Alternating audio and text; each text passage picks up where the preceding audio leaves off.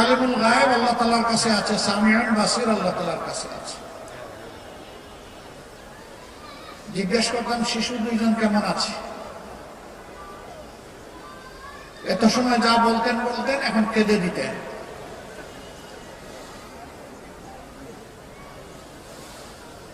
বলতেন ওদের নিয়েই আমার সমস্যা। যখন আমার ফোনে কোনো কল আসে, রিং যখন বেজে উঠে,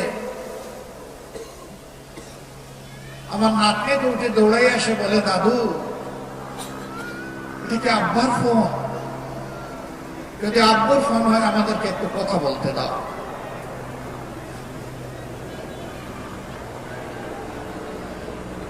বলতেন এই অবুঝ দুই শিশুকে তখন আর সান্ত্বনা দেওয়ার কোনো ভাষা খুঁজে পেতাম না। নীরবে চোখের পানি ফেলে ফেলে শুধু ওদেরকে চুমু দিতাম, আদর দিতাম। কথা বলতে পারতাম না, মাথায় হাত বুলিয়ে দিতাম।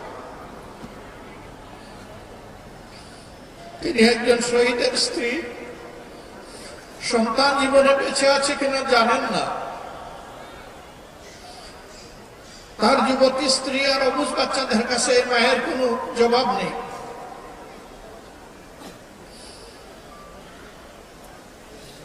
আল্লাহ তাআলা আরমানকে বাঁচিয়ে রেখেছে, রাখে আল্লাহ মা রাখে। তিনি তার মায়ের বুকে, স্ত্রীর বুকে, সন্তানদের বুকে, প্রিয়জনের বুকে, আপনজনের বুকে, আমাদের বুকে তাকে ফিরিয়ে দিয়েছে। আলহামদুলিল্লাহ রাব্বিল আলামিন।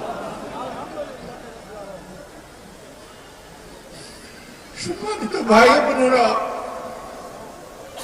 কি অপরাধ ছিল আরমানের, কি অপরাধ ছিল তার পিতার এবং পিতার বন্ধুদের? এই জবাব আমি দিব না, আমার আল্লাহ জবাব দিয়েছে। ওমা নাকামু মিনহুম ইল্লা ইউমিনু বিল্লাহিল আজিজিল হামিদ। এছাড়া তাদের আর কোনো অপরাধ ছিল না। তারা বলেছিল আমি আল্লাহর পরিমাণ এনেছি, মহাপরাক্রমশালী, প্রতাপশালী, মর্যাদাবান আল্লাহ ছাড়া কাউকে মানি না।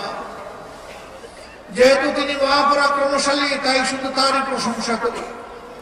এই কথা বলেই তাদের অপরাধ।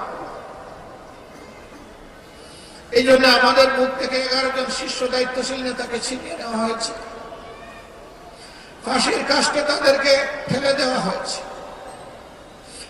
তারা কাঁদেননি, তারা জান্নাতে হাসি টুটে নিয়ে ফাঁসির তক্তার উপর দাঁড়িয়েছিলেন।